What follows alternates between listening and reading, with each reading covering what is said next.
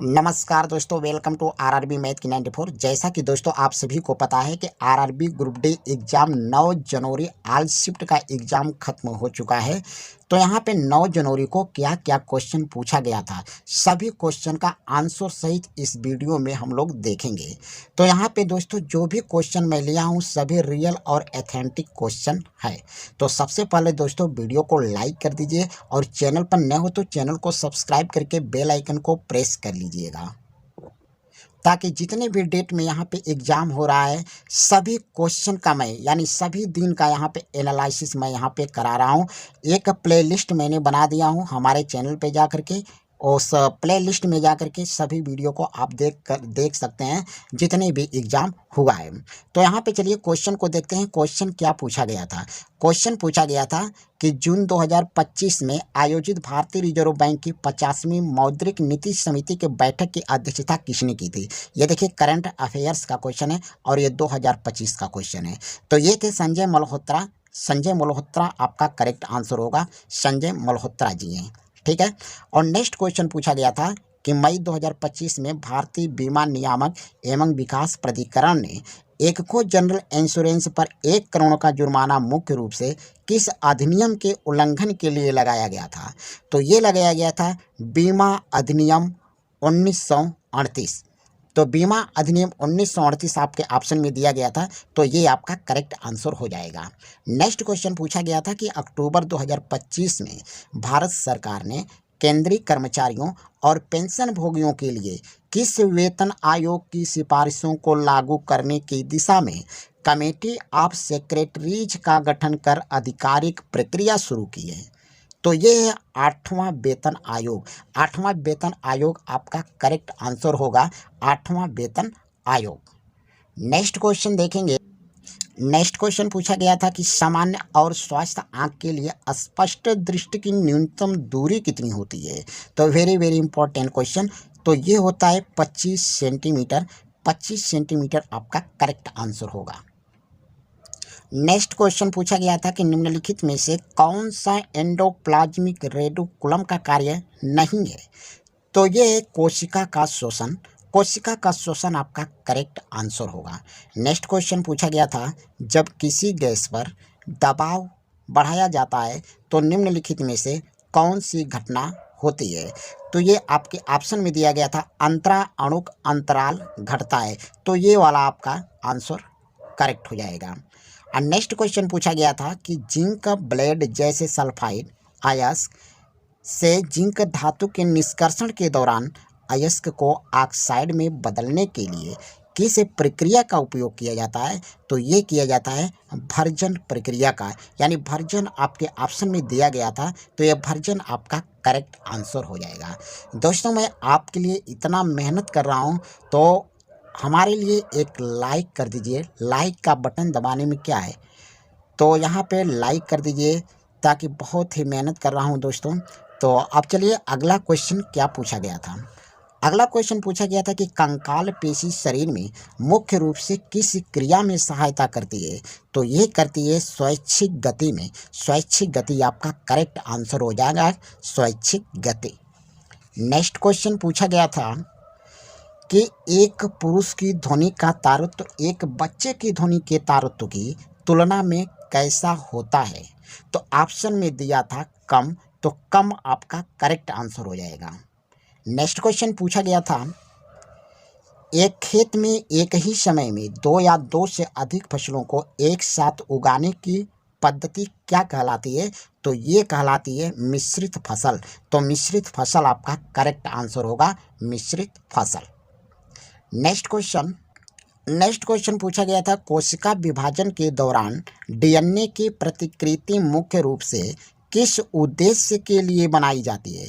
तो ये बनाई जाती है संतति कोशिकाओं को जनक के समान बनाने के लिए। तो ये आपका करेक्ट आंसर होगा। नेक्स्ट क्वेश्चन पूछा गया था अमीबा और बैक्टीरिया जैसे जीवों में होने वाले द्विविभाजन के बारे में कौन सा कथन गलत है? तो कौन सा गलत कथन है? 3 ऑप्शन आपका सही दिया था और 1 ऑप्शन गलत। तो वो दिया था द्विविभाजन के लिए 2 जनकों की आवश्यकता होती है। तो ये वाला आपका करेक्ट आंसर हो जाएगा।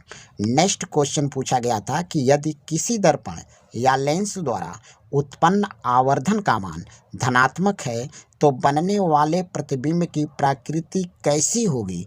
तो ये होगा आभासी और सीधा।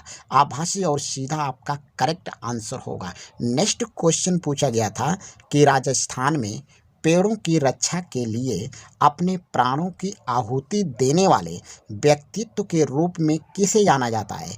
तो ये जाना जाता है अमृता देवी विश्नोई को। अमृता देवी विश्नोई आपका करेक्ट आंसर होगा। नेक्स्ट क्वेश्चन पूछा गया था कि राष्ट्रीय विज्ञान पुरस्कार 2024 के तहत कृषि विज्ञान के क्षेत्र में विज्ञान श्री पुरस्कार से किसे सम्मानित किया गया? तो ये सम्मानित किया गया था डॉक्टर आनंद राम कृष्णन सिंह को। तो ये वाला आपका करेक्ट आंसर होगा। नेक्स्ट क्वेश्चन पूछा गया था म्यूनिख यानी जर्मनी में आयोजित यूफा चैंपियन लीग 2024-25 का खिताब किस फुटबॉल क्लब ने जीता? तो ये जीता था पेरिस सेंट जर्मन ने। पेरिस सेंट जर्मन आपका करेक्ट आंसर होगा। नेक्स्ट क्वेश्चन पूछा गया था जम्मू कश्मीर के राजौरी जिले में निर्माणाधीन पंजली पुल निम्नलिखित में से किस वन्य जीव अभयारण्य के क्षेत्र में स्थित है? तो ये स्थित है ताता पानी वन्य जीव अभयारण्य। तो ये आपका करेक्ट आंसर होगा। ये आपके ऑप्शन में दिया गया था। नेक्स्ट क्वेश्चन पूछा गया था मेंडल ने अपने मोनोहाइब्रिड क्रॉस यानी एक संकर संकरण के आधार पर सबसे पहले किस नियम की खोज की थी? तो ये की थी विसंयोजन या पृथक्करण का नियम का खोज किया था। नेक्स्ट क्वेश्चन पूछा गया था 26 अगस्त 2025 को जम्मू कश्मीर के रियासी जिलों में भारी बारिश के कारण किस प्रसिद्ध तीर्थ यात्रा मार्ग पर एक भीषण भूस्खलन हुआ था? तो ये हुआ था वैष्णो देवी यात्रा। वैष्णो देवी यात्रा आपका करेक्ट आंसर होगा। नेक्स्ट क्वेश्चन पूछा गया था भारत में खेलो इंडिया योजना के तहत अब तक कुल कितने खेलो इंडिया राज्य उत्कृष्टता केंद्र स्थापित किए जा चुके हैं? तो ये है 34 केंद्र आपका करेक्ट आंसर होगा। नेक्स्ट क्वेश्चन पूछा गया था कनाडा के कनानास्किस में आयोजित 91वीं G7 शिखर सम्मेलन 2025 में भारत का प्रतिनिधित्व किसने किया था? तो ये किए थे नरेंद्र मोदी ने। नरेंद्र मोदी आपका करेक्ट आंसर होगा। दोस्तों वीडियो अच्छा लग रहा है वीडियो को लाइक शेयर कर दीजिए। नेक्स्ट क्वेश्चन क्या पूछा गया था प्रतिरोधकता का एसआई मात्रक क्या है? तो प्रतिरोधकता का एसआई मात्रक होता है ओम मीटर। ओम मीटर आपका करेक्ट आंसर होगा। नेक्स्ट क्वेश्चन पूछा गया था सऊदी अरब ने सितंबर 2025 में किस देश के साथ एक ऐतिहासिक रणनीतिक पारस्परिक रक्षा समझौते पर हस्ताक्षर किए जिसके तहत किसी भी एक देश पर हमला दोनों पर माना जाएगा? तो ये है पाकिस्तान। पाकिस्तान आपका करेक्ट आंसर होगा। नेक्स्ट क्वेश्चन पूछा गया था लारेउस वर्ल्ड स्पोर्ट्स अवार्ड 2025 में स्पोर्ट्समैन ऑफ द ईयर का पुरस्कार किसे दिया गया? तो ये दिया गया था अरमांड मोंडो डुप्लांटिस को। तो अरमांड मोंडो डुप्लांटिस आपका करेक्ट आंसर होगा। नेक्स्ट क्वेश्चन पूछा गया था वर्ष 2025 में किस भारतीय फुटबॉल खिलाड़ी को पद्म श्री पुरस्कार से सम्मानित किया गया? तो ये किया गया था IM विजयन के द्वारा। IM विजयन आपका करेक्ट आंसर होगा। अगला क्वेश्चन पूछा गया था अंतर्राष्ट्रीय परिवार दिवस प्रति वर्ष किस तिथि को मनाया जाता है?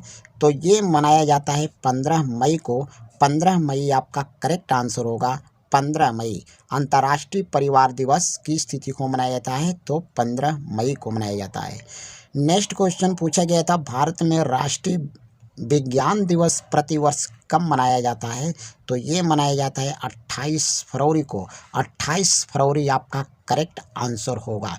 तो ये थे दोस्तों आज के हमारे इतने क्वेश्चन। तो दोस्तों अगर वीडियो कैसा लगा, वीडियो अच्छा लगा तो वीडियो को एक लाइक कर दीजिए, वीडियो को लाइक और शेयर कर दीजिए, और चैनल पर नए हो तो चैनल को सब्सक्राइब करके बेल आइकन को प्रेस कर दीजिए, ताकि दोस्तों वीडियो बनाने में बहुत ही यहाँ पे मेहनत लगा है। ठीक है, धन्यवाद।